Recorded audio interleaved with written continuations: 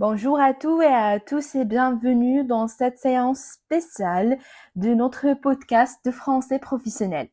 Aujourd'hui, nous allons nous concentrer sur une compétence précise, mais fondamentale. Comment demander des informations et comment les donner de manière professionnelle en français. Ces deux actes de communication sont au cœur de chaque journée de travail. Vous avez besoin d'une information, vous en transmettez une. Chaque échange compte. La manière dont vous formulez vos demandes ou vos réponses disent beaucoup de vous. Votre niveau de langue, votre sens de relation professionnelle et votre capacité à communiquer avec clarté et respect. Dans cette séance, nous allons d'abord travailler sur comment demander une information de façon appropriée selon votre interlocuteur. Ensuite, nous verrons comment donner une information de manière claire, complète et professionnelle. Et enfin, nous allons pratiquer les deux ensemble dans des situations de la vie réelle au bureau. Prenez de quoi noter et let's go! Avant de commencer, posons un principe essentiel. En français professionnel, la façon de vous demander, dont vous demandez ou donner une information dépend toujours de votre interlocuteur et du contexte. On ne parle pas à un collègue de la même façon qu'un directeur, par exemple. On ne s'adresse pas à un client comme à un ami. Il existe trois niveaux de communication que nous allons utiliser tout au long de cette séance. Il y en a trois. Familier, avec un collègue proche à éviter en général. Deuxièmement, standard entre collègues dans la plupart des situations. Troisièmement, formel avec un supérieur, un client ou un partenaire. Tout en langue de cette séance, nous allons voir comment adapter votre niveau selon la situation, ce qui fait la différence entre une communication ordinaire et une communication vraiment professionnelle. Commençons par apprendre à demander une information dans une journée de travail. Vous avez constamment besoin d'informations, une date, un document, une procédure, une décision. Savoir formuler cette demande correctement. C'est la première étape d'une communication efficace.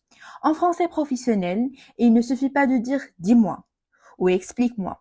Ces formules trop directes, voire impolies dans certains contextes. Il faut adapter votre formule à la situation et à la personne en face à vous. Voici les formules essentielles classées de plus standard au plus formel.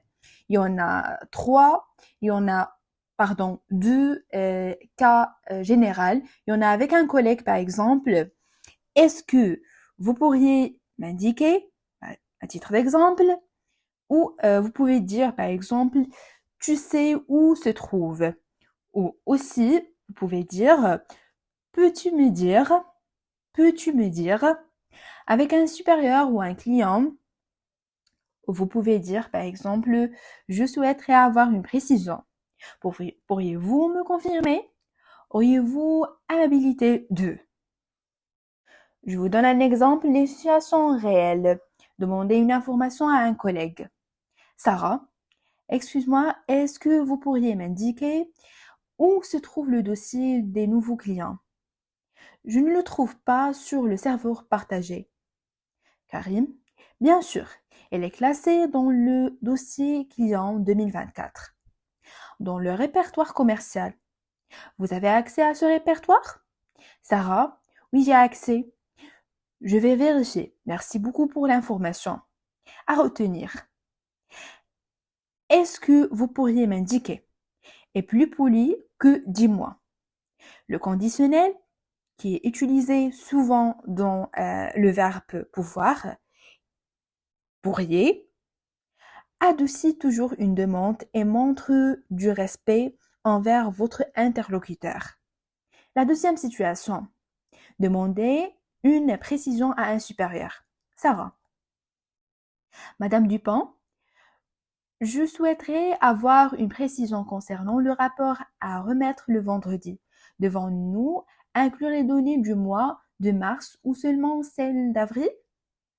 Madame Dupin. Bonne question. Incluez les 2 mois pour avoir une vision complète de l'évolution. Sarah, très bien, je prends note. Je vous envoie une version préliminaire d'ici demain matin. À retenir. Plus votre interlocuteur est hiérarchiquement supérieur, plus votre formule doit être formelle.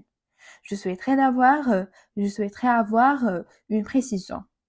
Et bien plus approprié que j'ai une question avec un responsable. Troisième situation. Demander une information à un client. Le client, bonjour. Je souhaiterais avoir des informations sur vos délais de livraison pour une commande urgente. Sarah, bonjour Monsieur Alaoui, je serais ravie de vous renseigner. Pourriez-vous me préciser la nature des articles concernés et la quantité souhaitée, s'il vous plaît? Ces informations me permettront de vous donner un délai précis. Le client, bien sûr. Il s'agit 50 unités du modèle référence à 220. Sarah, merci pour ces précisions. Auriez-vous également une date de livraison souhaitée? Cela m'aidait à vérifier notre disponibilité en stock. L'astuce ici, quand vous demandez plusieurs informations à un client, ne posez jamais plusieurs questions d'un coup. Posez une question, attendez la réponse, puis enchaînez. C'est plus confortable pour l'interlocuteur et plus professionnel. Quatrième situation, demandez une information par email. Parfois, vous devez demander une information par écrit plutôt qu'à l'oral. Dans ce cas, les mêmes principes s'appliquent. Voici un modèle d'un email professionnel pour demander une information à un partenaire extérieur. Écoutez bien la structure. Objet, deux points, bien sûr, demande d'information, délai de la livraison. Madame, monsieur, je me permets de vous contacter afin d'obtenir des informations concernant vos conditions de livraison pour les commandes supérieures à 50 unités. Pourriez-vous m'indiquer les délais standards ainsi que l'éventuelle option de la livraison express? Dans l'attente de votre retour, je reste à votre disposition pour tout renseignement complémentaire. Cordialement, Sarah Mlani, assistante commerciale. Ici, si vous avez remarqué, il y en a une structure précise. Objet clair, formule d'introduction, contexte bref, demande précise, formule de clôture. Ces 5 éléments sont indispensables dans tout l'email professionnel. Passons maintenant à l'autre côté de la communication.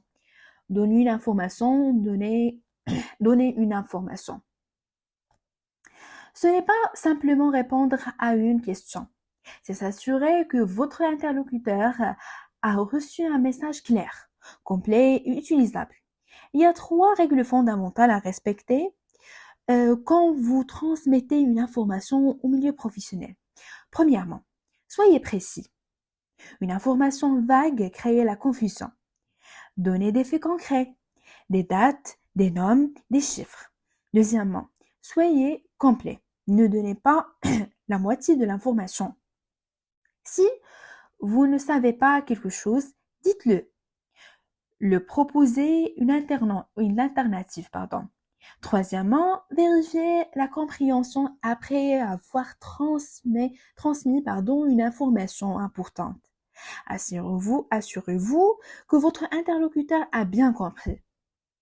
Alors précis, complet, vérifiez la compréhension. Ces 3 principes s'appliquant à toute information transmise, oralement ou par écrit. Je vous donne un exemple d'un cas réel. Donnez une information à un collègue. Sarah, tu sais si la réunion de demain est tenue? Oui, je voulais justement t'en informer. La réunion de demain est confirmée. Elle aura lieu à 10h30 en salle de conférence A. Au 2e étage, Madame Dupont a précisé qu'il faut apporter les tableaux de bord du mois de mai. Tu as bien noté? Karim? Oui, c'est noté. Merci pour l'information.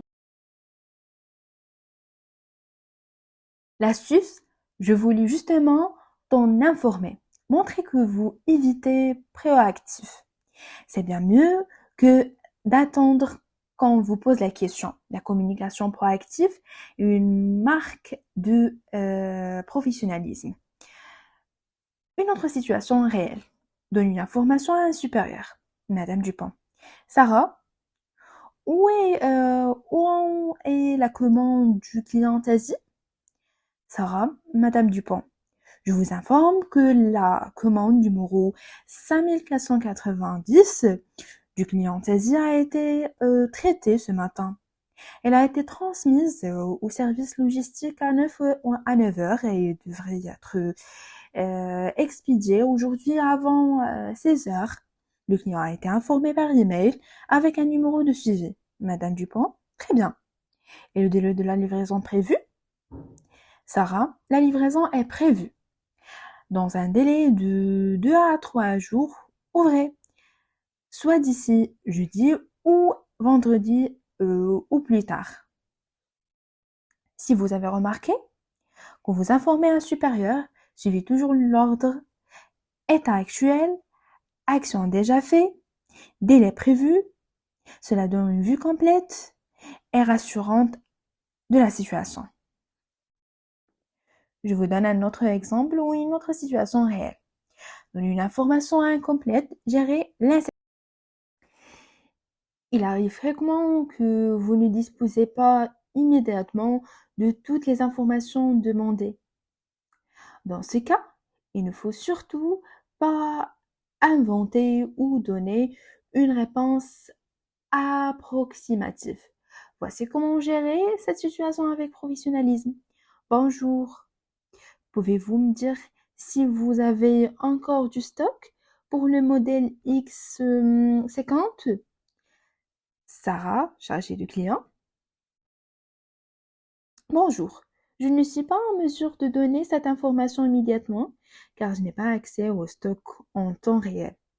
Cependant, je vais me renseigner auprès du service concerné et je vous appelle et je vous rappelle, dans moins d'heures avec une réponse précise. Puis-je vous contacter à ce numéro? Le client, oui, c'est parfait, merci. La règle d'or ici. Il vaut mieux dire je ne sais pas encore, mais je vais vérifier que de donner une information fausse. Cela préserve votre crédibilité et la confiance de votre interlocuteur. Dans la vraie vie professionnelle, demander et donner des informations ne se font pas séparément. Les deux se mélangent dans une même conversation. Voici deux dialogues complets qui combinent les deux compétences dans des situations réalistes. Je vous donne un exemple d'un cas concret. Réunion d'équipe, échange d'informations complète. Madame Dupin, Sarah, pouvez-vous nous donner un point sur l'avancement du dossier Benali? Sarah, bien sûr. Le dossier Benali est en bonne voie. Nous avons reçu le document contractuel lundi dernier. J'ai transmis les éléments au service juridique mardi pour vérification. Nous attendons leur retour d'ici jeudi. La signature finale est prévue pour la semaine prochaine. Madame Dupin, très bien. Karim, avez-vous les chiffres de vente du mois d'avril pour ce client? Karim, oui. Les ventes d'avril pour le client Benali s'élèvent à 40 000 euros, soit une progression de 15% par rapport au mois de mars. Sarah, Karim, pourriez-vous me transmettre ces chiffres après la réunion? J'en aurai besoin pour compléter le rapport. Karim, bien sûr. Je te les envoie dès la fin de la réunion. Une autre situation réelle et concrète. L'accueil d'un nouveau collègue d'information pratique. Voici une autre situation très courante. Accueillir un nouveau collègue et lui transmettre les informations pratiques dont il a besoin pour bien démarrer. Le nouveau collègue. Bonjour Sarah. Je commence aujourd'hui et j'aurai besoin de quelques informations pratiques si vous avez le temps. Sarah, bien sûr, Adam. Bienvenue dans l'équipe. Je vais vous donner les informations essentielles. D'abord, votre poste de travail se trouve au troisième bureau à gauche en entrant. Votre identifiant informatique vous a été envoyé par email ce matin. Pensez à changer votre mot de passe dès votre connexion. Adam? D'accord. Et pour la réunion d'équipe, elles ont lieu à quelle fréquence? Sarah? Nous avons une réunion d'équipe chaque lundi matin à 9 heures en salle de conférence. C'est obligatoire pour tout le monde.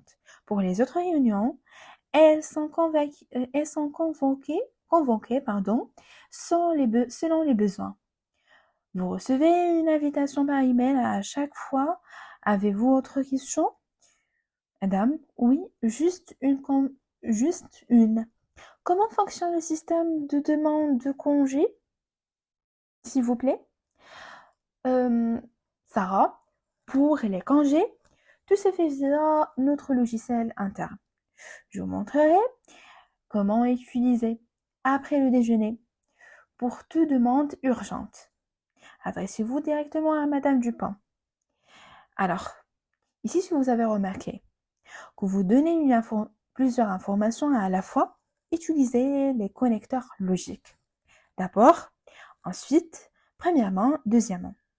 Cela structure votre discours et facilite la compréhension. Nous voilà arrivés à la fin de cette séance spéciale. Récapitulons ce que nous avons appris ensemble. Pour demander une information, nous avons vu, qu'il faut toujours adapter votre formule à votre interlocuteur. Avec un collègue, utilisez un niveau standard. Avec un supérieur ou un client, utilisez le niveau formel. Le conditionnel, par exemple. Auriez-vous est votre meilleur allié pour formuler des demandes polies et professionnelles. Pour donner une information, rappelez-vous les 3 règles. Soyez précis, soyez complet et vérifiez la compréhension. Si vous ne savez pas quelque chose, dites-le honnêtement et proposez de vous renseigner. C'est bien plus professionnel qu'une réponse approximative. Et dans les situations mixtes, n'oubliez pas une bonne communication. C'est un aller-retour. On demande, on donne, on clarifie, on confirme. C'est ce rythme-là qui crée une vraie collaboration. Mon conseil pour cette semaine, observez vos propres échanges au travail. Chaque fois que vous demandez ou donnez une information, demandez-vous, est-ce que j'ai utilisé la bonne formule? Est-ce que mon message était clair et complet? Ce simple réflexe transformera progressivement votre communication. Merci beaucoup. Merci d'avoir écouté cette séance et à très bientôt pour un nouvel épisode de Français professionnel. Au revoir.